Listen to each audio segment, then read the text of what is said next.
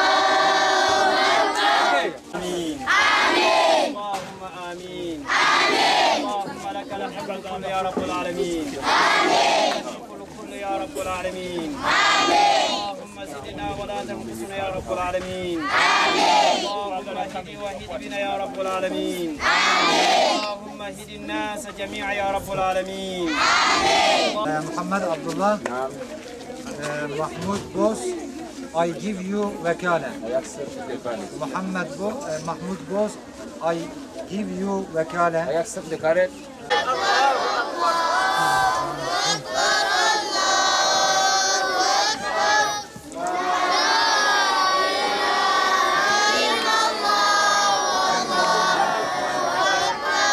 Tekbir! Allahu Ekber! Tekbir! Allahu Ekber! Burada bu okuyan öğrenciler için mutfak yapmışlar. Bugünkü ve her günkü yemekleri şu anda gördüğünüz neyle yapılıyor abi bu? Mısır unuyla yapılan bir yemek. Hemen hemen 3 öğünde bu gördüğünüz yemeği yemek durumundadırlar. Onu yiyorlar. Bir de ikinci bir yemekleri daha var. Burada işte görüyorsunuz Müslümanların halini, ne haldedirler. Burada da yine ikinci bir yemekleri var. Burada yine her gün bu yemeği yiyorlar. İşte bu yemekte yani ellerin bile görüyorsunuz karıştırdıkları yemekten ne hale geldi. Artık düşünün bu çocukların sağlık durumları nedir? İşte her gün yedikleri yemek de budur. Görüyorsunuz her gün barbunya aynı yemek. Eğer biraz böyle imkanları olan birileri gelip burada kurban veya adak akika keserlerse işte bu yemeklerin içerisine bırakma imkanları oluyor. Her gün barbunya yiyorlar. Burası Uganda'nın başkenti. Şu anda Kampala'dayız. Kubuli Müslüman okulundayız. Burada yaklaşık olarak 830 öğrenci var. Az önce de size mutfağını göstermiştik. İşte bir başkente Müslümanların ender olan okullarından sadece birisi. Burada akika ve adak kurbanlarımızı birleştirip bir büyükbaş hayvan kestik. Buradaki okuyan kardeşlerimiz için. Allahu Teala hayırseverlerden razı olsun. Bu okulun dışında ayrıca Kibuli Camii'nde de bir Müslümanların bize göndermiş olduğu akka, adak ve kurbanları kestik.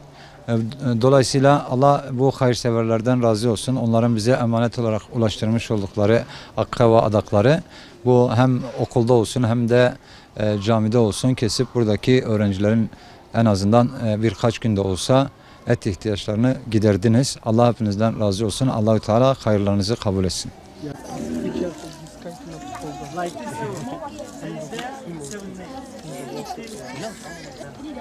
Bak git o tarafa doğru. İyi mi abi?